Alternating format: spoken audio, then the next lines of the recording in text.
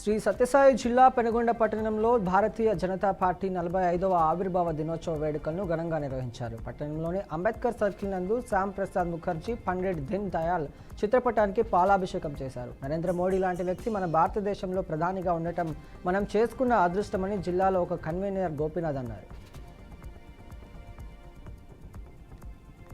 నంద్యాల జిల్లా జూపాడపల్లి బంగ్లా మండలం తరిపర్ల గ్రామంలో బచ్చు జానకీరామ్ ఫౌండేషన్ వారి ఆధ్వర్యంలో క్యాన్సర్ అవగాహన సదస్సు ఏర్పాటు చేశారు. ఈ హెచ్పివి టీకా కార్యక్రమానికి ముఖ్య అతిథులుగా Nandyal parliament TDP in charge Mandra Sivanandareddy, నియోజకవర్గ TDP in charge Gowra Venkatareddy, MLA Jayasurya హాజరయ్యారు.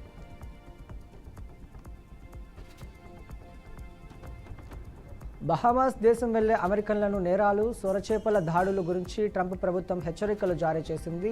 బహామాస్లో లైంగిక వేధింపులు, హత్యలు పెరుగుతున్నాయని అమెరికా ఆందోళన వ్యక్తం చేసింది. ముఖ్యంగా న్యూ ఫ్రెవిలియస్, గ్రాండ్ బహివా దీవులను, వసువా, ప్రీపోర్ట్ ప్రాంతాలను నేరాలు ఎక్కువగా జరుగుతున్నాయని తెలిపింది.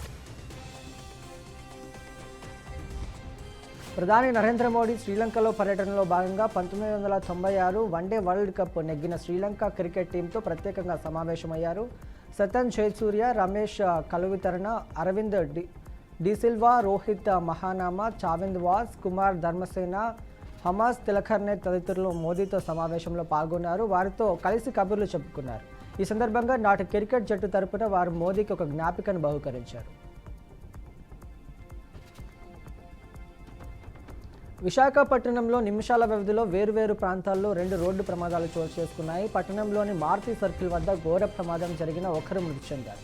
అక్కడ జరిగిన నిమిషాల వ్యవధిలోనే గాజువాక జంక్షన్ సమీపంలో మరో రోడ్డు ప్రమాదం చోటు చేసుకోగా ఒక మహిళ మృతి చెందింది. కర్నూలు జిల్లాలో బాణుడు బగ్గు పుట్టిస్తున్నాడు. ఆదివారం జిల్లాలోని కామావరంలో 48.8 డిగ్రీల ఉష్ణోగ్రత నమోదైంది.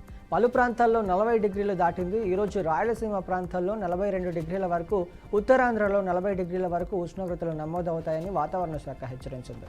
ఆ ప్రాంతాల్లో ప్రజలు ఎక్కువ శాతం మధ్యాహ్న సమయంలో బయటికి రావద్దని సూచించింది.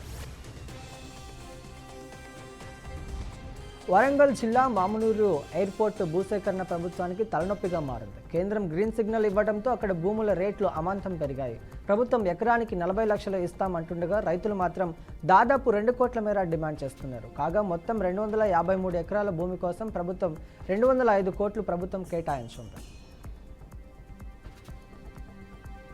చంద్రగిరి టీడీపీ ఎమ్మెల్యే పులివర్తి నాని తనయుడు విఫుల్ పుట్టినరోజు వేడుకలు ఆస్ట్రేలియాలోని గోల్డ్ కోస్ట్ నగరంలో ఘనంగా జరిగాయి. అయితే అతడి ఫ్రెండ్స్ వినూత్నంగా ఓ విమానానికి హ్యాపీ బర్త్డే పులివర్తి అనిల్ అని భారీ బ్యానర్ కట్టి గాల్లోకి ఎగురవేశారు. బ్యానర్తో ఉన్న ఆ విమానం గోల్డ్ కోస్ట్ గగన వీధుల్లో విహారం చేసింది.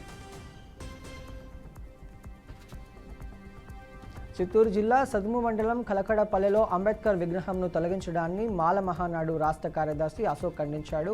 ఆ గ్రామంలోని అగ్ర కులస్తులు గుడికి అడ్డుగా విగ్రహాన్ని తొలగించాలని మండిపడ్డారు. ఎవరైతే విగ్రహాన్ని తొలగించారో వారు అదే చోట విగ్రహాన్ని ఆవిష్కరించాలి, లేకుంటే మాల మహానాడు ఆధ్వర్యంలో మండలంలోని పోలీస్ స్టేషన్ను, ఎంఆర్ఓ కార్యాలయంను ముట్టడిస్తామని హెచ్చరించారు. టాలీవుడ్ యంగ్ హీరోయిన్ శ్రీలీలకు డార్జిలింగ్లో చేదు అనుభవం ఎదురైంది. ఒక సినిమా షూటింగ్లో అనంతరం హీరో కార్తిక్ ఆర్యన్తో కలిసి శ్రీలీల తిరిగి వస్తుండగా అభిమానులు వారిని చుట్టుముట్టారు. అయితే గుంపులో ఉన్న కొందరు వ్యక్తులు శ్రీలీల చేయి పట్టుకొని లాగడంతో ఆమె ఒక్కసారిగా షాక్కు గురైంది. వెంటనే అప్రమత్తమైన సిబ్బంది ఆమెను వారి నుంచి విడిపించి సురక్షితంగా అక్కడికి నుంచి తీసుకువెళ్లారు.